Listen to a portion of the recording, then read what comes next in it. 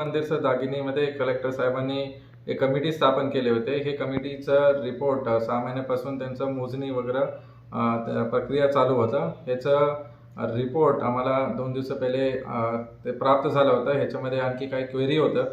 ते क्वेरी अनुसार आम्ही आणि कलेक्टर साहेबांनी ते परत चर्चा करून ह्याच्यामध्ये कोणाचं जबाबदारी होतं आणि ते दागिने ठेवण्याचं जबाबदारी कोणाकोणाचं होतं ते सगळं कमिटीने रिपोर्ट दिल्यानंतर आम्ही काल रात्री गुन्हा तुळजापूर पोलीस स्टेशनला दाखल केले। ह्याच्यामध्ये 420 419 आणि असं वेगळं सेक्शन्स आम्ही लावून गुन्हा दाखल केले।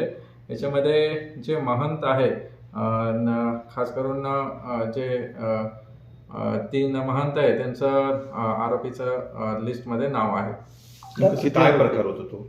तर ह्याच्यामध्ये हेच प्रकार होतं की जे दागिने मंदिरमध्ये जे 3 प्रकारचं असतात। एक तर जे भाविक ते सोनं या चांदी देतात त्या मंदिरला देवीला, ते एक पेटीमध्ये ठेवतात। दुसरं ते दान पेटीमध्ये जे दागिने या पैसे एक्सेट्रा देतात ते एक आहे।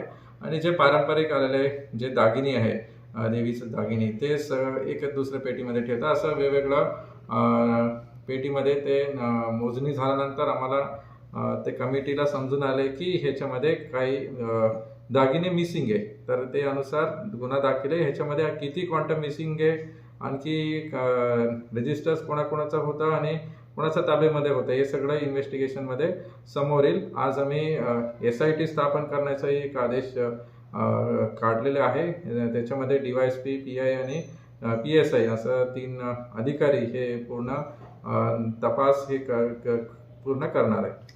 काही मयत लोक आहेत असं माहिती आहे? हां, ते जे 1962 पासून हे सगळं त्यांनी रजिस्टर्स आणि दागिने बघितलेले आहे। याच्यामध्ये काही महंत जे होते ते मयत आहे आणि आणखी काय काय निष्पन्न होतील हे सगळं तपासमध्ये समोर येणार।